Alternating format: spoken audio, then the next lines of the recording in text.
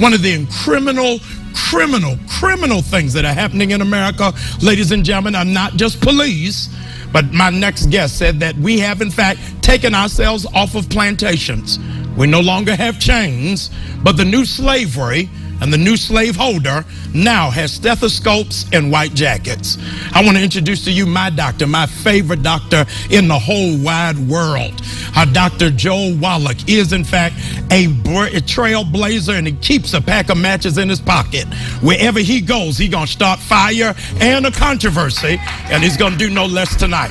A book that he has that I need you to get, every person who's concerned about your health, your life, and your legacy, I need you to get this book. It's entitled Black Gene Lies.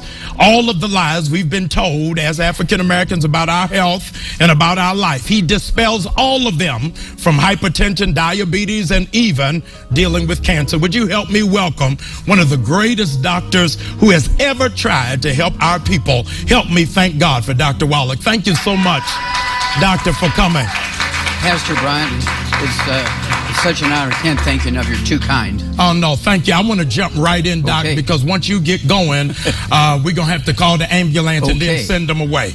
I want to jump right in. Tell me, dispel for me very quickly the association that has been made about high blood pressure or hypertension in black people. Why is that not true?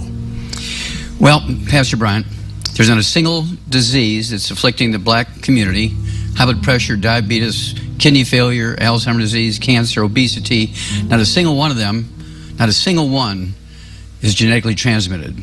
These are all nutritional deficiencies, some during pregnancy, the embryo, and some as young adults and some as adults. Totally preventable. In most cases, totally reversible, just with a simple dietary change and a simple supplement program. In other words, the medical profession made themselves into a protected monopoly 100 years ago, exactly 1914. 100 years ago, they turned themselves into a protected monopoly, self-policing, with no oversight by any agency. And as a result, I want to give you this figure. This is a yearly figure put out by the Center for Disease Control, a federal agency out of Atlanta, Georgia, the Journal of the American Medical Association, the top medical journal in America, maybe even the world, and the Institute of Medicine, which is the ethical watchdog for the medical profession. Combined, their story was put into a full-page article in the USA Today, February 5th, 2007. Here's what they said, bottom line. Each year in America, hold on to your hats, call the ambulance. Each year in America, medical doctors kill, injure, and infect 15 million Americans in their clinics and hospitals. Wow. Each in America. 15 million. 15 million each year. That's the figure they gave. It was a full-page story in the USA Today, and not a single doctor gets arrested. Nobody gets put in jail. Nobody has their license suspended for 3 seconds, and nobody loses a penny of income. Now, we've gone to war in Iraq and Syria because ISIS cut off the heads of 2 Americans. Right. And here you have one trade in their workplace who kill, injure, and infect 15 million of their customers in their workplace. They don't even get an OSHA ticket. Now, here, how it's attached to the black community. There was an article in the newspaper just a couple of weeks ago, and again, this was the Institute of Medicine, the agency on ethics of the medical profession. They said when it comes to diabetes, blindness and amputations of legs for diabetes occurs 10 times greater rate in the black community than the white community. Not because it's genetic, but because the doctor holds so much sway, so much power over the black person, because doctors have convinced the black community that all these diseases are genetic. If you stay with them, if you stay with the doctor, their drugs, their surgery, they'll make you live another couple of minutes. Okay? And so the black community has fallen into that trap of believing it instead of believing God. Wow. Okay. You've come to our church, and you've executed this program, so I know this isn't hocus pocus of really giving people what it is that they need.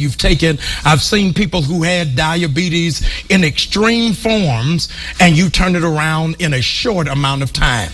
In a lot of places, a faith healer is somebody who just comes, lays hands, and splashes oil. But really what you're doing through your profession is ministry of healing people, one, of ignorance, and of these diseases that have been perpetuated by this nation. What does the black church need to do to confront this? Well, Pastor Bryant, you've hit the nail right on the head. It has to be the black leadership, the black church can do this. Because if there's the will, in black churches, we can eliminate type 2 diabetes, which makes up 98% of all diabetes. We can, in the black church, eliminate type 2 diabetes, make each church diabetes-free in 2 months or less. In 2 months? In 2 months or less. Praise God. Wow. Because it's a simple nutritional deficiency. We've known it for 70 years.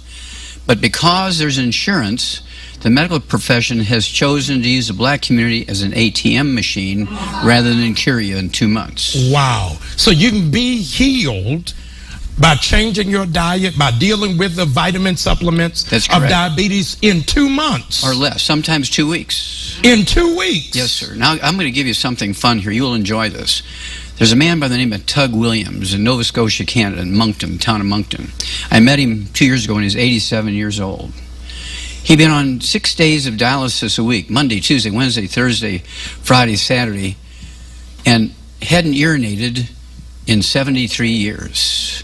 We put him on our program for diabetes. In 2 weeks' time, he's urinating 4 times a day. 2 months' time, he's totally off his dialysis, and the doctors are scratching their heads and say, we can't believe this is working. What did you do, Wallach? I said, I just asked God to do his thing. Wow. Talk to me. I took our church through a program for 90 days dealing with cancer, changing diet. There's a great disproportionate number in the African American community dealing with cancer. Talk to me about that for just one moment. Well, to start that conversation, I'll tell you, we can reduce the risk of breast cancer in black women by 462%. Say that we can 462 people? No, 462%, which means to zero, because 100% is zero. Right. This is a big study by the University of South Carolina, front page newspapers in 1998, and I guarantee you not one doctor has said anything to their patients, particularly in the black community. You can reduce the risk of breast cancer in women by 462% if they just cook their meat medium rare instead of well done. Wow. This is Breast Cancer Awareness Month. That's right. Well, as you very well know, with that pink shirt on. That's right. So it's Breast Cancer Awareness Month. And I want to challenge everybody who has a living mother, wife, daughter, sister. How can we get on this program to deal with diabetes, to deal with cancer, deal with breast cancer, hypertension, high blood pressure? You've got a program that deals with all of that. Where can they get all of this information? Well, they want to contact your prayer list, because they're going to have the phone numbers, and the website might even be on the screen now as we speak. Okay? And basically, it's one of those things where, again, the black churches can say, look, this month we're going to eliminate arthritis in our church. We can make each church arthritis free, or even rheumatoid arthritis in 90 days. Wow. In fact, rheumatoid arthritis is curable in 2 weeks, Pastor. It's caused by arthritis can be cured in 2 weeks. Rheumatoid arthritis can be cured in 2 weeks because it's caused by a bug called mycoplasma, which is susceptible to antibiotics. I got to pause you right here, Doc. You got somebody sick right now. They need to call this number, 855-730-WORD, 855-730-WORD. I need my prayer counsel. Y'all going to have to clear every line, because I'm getting ready to tell you our cup is getting ready to overflow. But this is not a scam. It's not a gimmick. This is, in fact, a certified doctor who says, in fact, he's got a way, here it is, to help get your grandmother out of hospice, out of the hospital. I grew up watching my grandmother of sainted memory, Edith Holland Bryant. I had to roll up her sleeve every day to take that shot dealing with diabetes. And you're telling me that somebody can get healed of it in 2 weeks when the American Medical Association is taking money for years, and you got a process in the program. Even they're 100 years old, Pastor. It's 100 years old? Even if the person is 100 years old, we can still get rid of their type 2 diabetes. Because it's not genetic, it's a simple nutritional deficiency. And here's the deal. Because there's insurance, medical doctors will say, you've got iron deficiency anemia here, and you're weak because you have iron deficiency anemia. And we're going to give you a bone marrow transplant for $40,000 because insurance will pay for it. But all you have to do is take $3 worth of iron supplements. Come on now. You better call that number. Stay right here. You're going to have to call that number very quickly. Listen, in the moment of weakness and sickness, we got to find where our strength is. Our praise team is going to sing you through, but I'm telling you, you've already heard it from the doctor's mouth. Take 2 of these and call me in the morning. I need you to please call right now. We're going to get all of your information, get it over to the doctor so that he can, in fact, send to your family everything that you need. These 25 hours is getting ready to do something that's going to be revolutionary, not just for America, but for your health. Let's declare every woman in your church is going to be free of breast cancer for Breast Cancer Awareness Month. I'm coming right back. Call right now. Come on, let's go.